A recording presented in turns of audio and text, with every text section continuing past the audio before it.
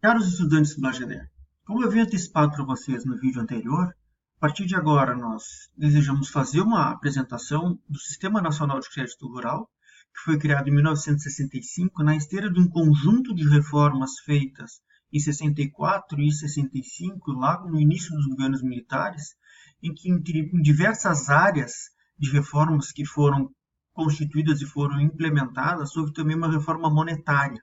E nessa reforma monetária foi criado, por exemplo, o Banco Central do Brasil, que é aquele que regulamenta, como eu tinha mencionado para vocês no vídeo anterior, o Manual de Crédito Rural. Os dados sobre crédito rural são encontrados, então, no Banco Central do Brasil. E aí, como o Sistema Nacional de Crédito Rural está vinculado, às regras do Sistema Financeiro Nacional, que estão, por sua vez, conectados ao Banco Central do Brasil, essas informações estarão disponíveis para nós, estão disponíveis para nós, no Banco Central do Brasil e regulamentados pelo Conselho Monetário Nacional. Pois bem, então nessa verificação que a gente pode observar e que a gente viu na conexão com o vídeo anterior, que o Sistema Nacional de Crédito Rural, ele nos proporcionou de fato esse conjunto de delimitações ou de demarcações para a aplicação, do crédito, fosse ele para investimento, custeio e comercialização. Observamos no vídeo anterior aspectos relacionados à taxa de juros, finalidades a priori colocadas para quem seriam os beneficiários do crédito rural, como as fontes, lembrando que a principal fonte do financiamento para o crédito rural é efetivamente as aplicações compulsórias.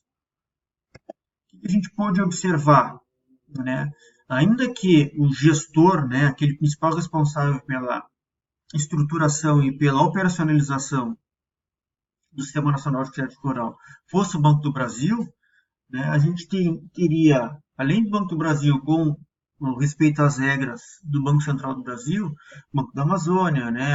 Banco de Desenvolvimento do Nordeste, Banco Nacional de Crédito Cooperativo, outras estruturas que dariam conta justamente dessa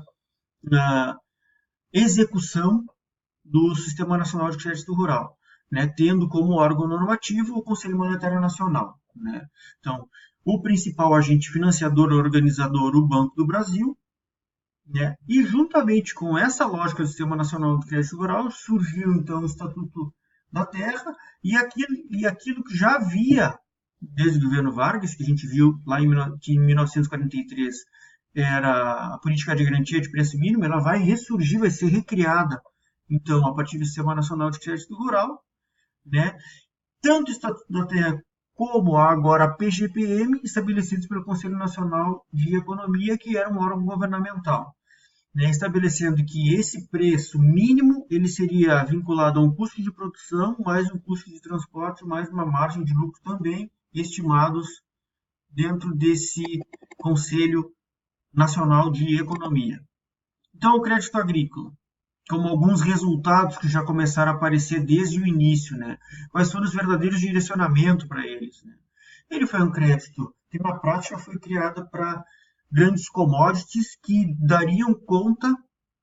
de ampliar a participação do Brasil no mercado internacional. Então, por isso que principalmente verificamos o benefício para produtos de exportação e verificamos também a forte concentração regional. Então, havia um aparato estrutural anterior ao Sistema Nacional de Crédito Rural que acabou por proporcionar um volume de crédito direcionado mais especificamente para a região sul e sudeste do Brasil.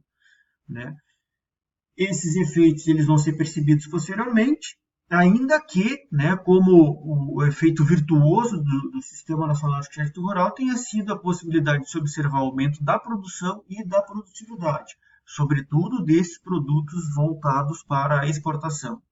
E aqui um parênteses, a gente já consegue estabelecer alguns vínculos com aqueles períodos de expansão da agricultura brasileira, modernização da agricultura, industrialização da agricultura, com formação de complexos agroindustriais ou formação de sistemas agroindustriais, de acordo com a lógica ou mesmo a nomenclatura que a gente encontra na literatura. Então, o financiamento agrícola, observado a partir do Sistema Nacional de Crédito Rural, acontece com o próprio Sistema Nacional de Crédito Rural, mas a partir da década de 70 a gente já verifica uma capitalização dos agricultores em que eles começam a usar os seus próprios recursos para fazer refinanciamentos do seu processo produtivo, haja vista a condição, né, de competitividade que foi encontrada no mercado internacional pelos produtores brasileiros, né. A partir de um determinado momento, o Sistema Nacional de Crédito Rural, né, ele acaba precisando ser financiado por emissão monetária, que vai ter um efeito colateral, como a gente viu no módulo 2 lá, de uma pressão inflacionária. E, tendo em vista, né, a instabilidade, ou conter a instabilidade que nós tínhamos, né, na década de 70,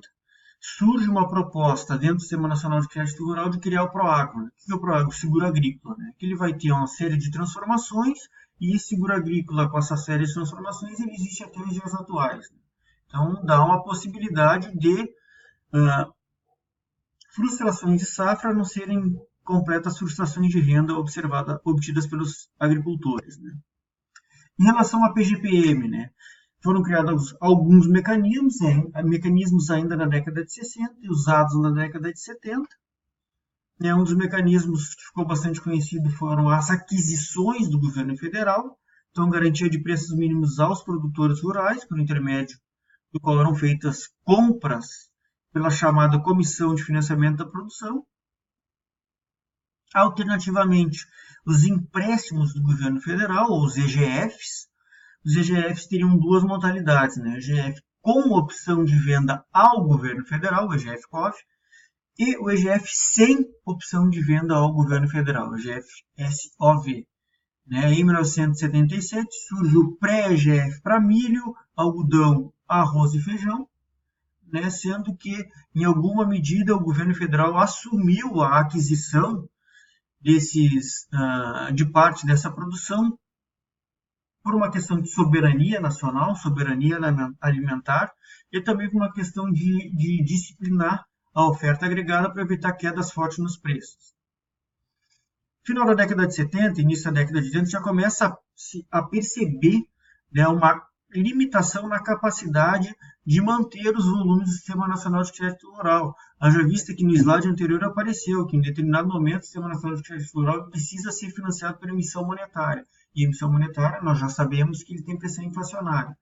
Em função disso, na década de 1980, começa a ganhar espaço a PGPM, né, que é aquela política em que existe uma previsão de preços como consequência de uma previsão de renda por parte dos produtores, estimulando a produção. E aí, em função disso, o cenário da década de 80 é o cenário de recessão econômica brasileira, né, aquilo que a gente viu no módulo 3, né, de uma crise, né, no setor público brasileiro, a crise da dívida brasileira, e isso tem desdobramentos, tem impactos para o financiamento da cultura brasileira. A gente começa a perceber as consequências ruins do Sistema Nacional de Crédito Rural, como uma modernização agrícola desigual. O crédito oficial começa a diminuir, né, em termos de volume, como consequência a gente verifica redução nos investimentos. E aí outros elementos já começam a aparecer e que vão ganhar maior corpo agora no século XXI, que é o avanço da microinformática, da tecnologia de informação, de comunicação, que levariam, de fato, a uma possibilidade de melhorar o uso dos fatores produtivos. De toda maneira, a gente observa na década de 80 e década de 90 a expansão da produtividade vinculada a pesquisas. Lembrando que na década de 70 a gente teve também a constituição da Embrapa, aumento nos usos dos recursos, uma expansão da fronteira agrícola e uma intensificação dos fatores de produção, e aumento da dedicação a produtos de maior valor comercial, né? Então, tendo em vista essa lógica que estava se constituindo e o próprio Sistema Nacional de Crédito Rural estimulando esses produtos comerciais, um direcionamento maior para esses produtos comerciais. Do plano cruzado em diante, né, a gente acaba observando, né, um direcionamento e uma forma mais modesta de ação do governo federal na política agrícola e essa concentração na PGPM, né? E aí a forma que é encontrada para financiamento da agricultura é pela própria emissão dos títulos federais. Então, o título federal acaba sendo um mecanismo, né, de financiamento da agricultura, só que com o dano maior para o endividamento do governo federal, né, do Tesouro Nacional. A partir de 1990, existe uma redução da PGPM, metodologias de cálculo são alteradas, regionalização dos preços para tentar descontar o valor do frete, redução de recursos do Tesouro Nacional para o crédito, cobrança de amortizações dos financiamentos, criação, então, da Conab, né, Companhia Nacional de Abastecimento, extinção do Instituto da Segura do Álcool, da Embrater, né, do Banco Nacional de Crédito Cooperativo, né, tentativa de reformulação, de reajuste para dar conta, então, da resolução do problema da crise da dívida do Estado brasileiro. Entre 1995 e 2002, a política agrícola acaba tendo a intenção de propor uma garantia de oferta aos produtos agrícolas a preços compatíveis, só que aí nós verificamos no módulo anterior a ideia da âncora verde, né? Então, propor uma garantia de renda, no entanto, observando uma estabilidade de preços em patamares baixos por causa dos alimentos, tentativa de alguma medida subsidiar a produção, mas de forma moderada, lançar mão de importações quando houvesse, então, déficit da oferta de alimentos no mercado interno, uma reforma agrária que teve enfoque, né, o direcionamento nos títulos de posse e na redistribuição da renda,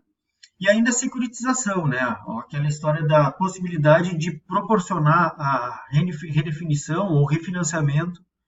das dívidas pré-existentes. Aliado a isso, né, houve também uma expansão das formas privadas de financiamento da agricultura, né, com a criação de, por exemplo, cédula do produtor rural, certificado de depósito agropecuário,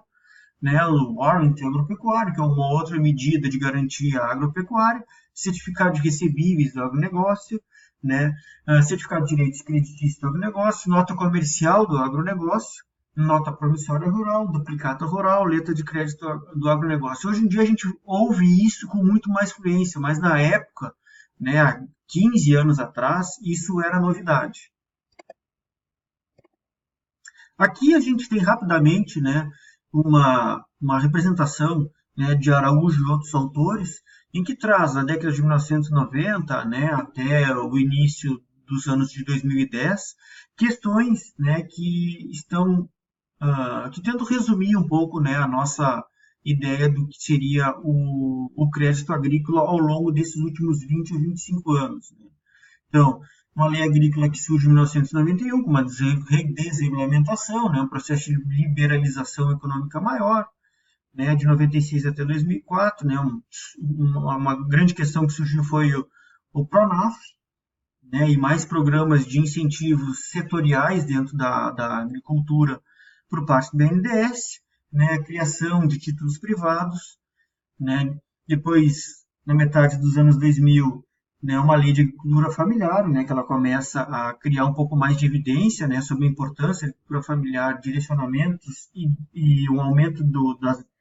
linhas de crédito para a agricultura familiar, né, e outros formatos, né, como, por exemplo, a criação do PRONAMP, a promoção da agricultura, de crédito para a agricultura de baixo carbono, né, uma aprovação do crédito florestal, né, e criação de programas específicos para cerealistas, por exemplo. E aí, por fim, nós chegamos a uma ideia de que, em que momento que nós estamos, né? Plano Safra de 2019-2020, criado, né, e foi lançado, né, agora no mês de junho de 2019, né, com uma ideia básica de aproximadamente oferta de 225 bilhões de créditos, que seriam dedicados, né, 166 bilhões de créditos para custeio, comercialização e industrialização, 53 bilhões especificamente para investimentos, 1 bilhão de seguro rural, 1,85 bilhão comercialização, PRONAF 31,22 bilhões, PRONAMP 26,49 bilhões, com taxas específicas para PRONAF, PRONAMP e outras formas de crédito aprovadas pelo Conselho Monetário Nacional em 27 de 6 de 2009. A situação atual do Plano Safra, né, é de uma evolução em termos nominais do crédito para a agricultura, né, de maneira que temos esse quadro de participação e formas de estímulo da agricultura brasileira da agricultura brasileira pelo Estado brasileiro. E aí, com isso, né, nós concluímos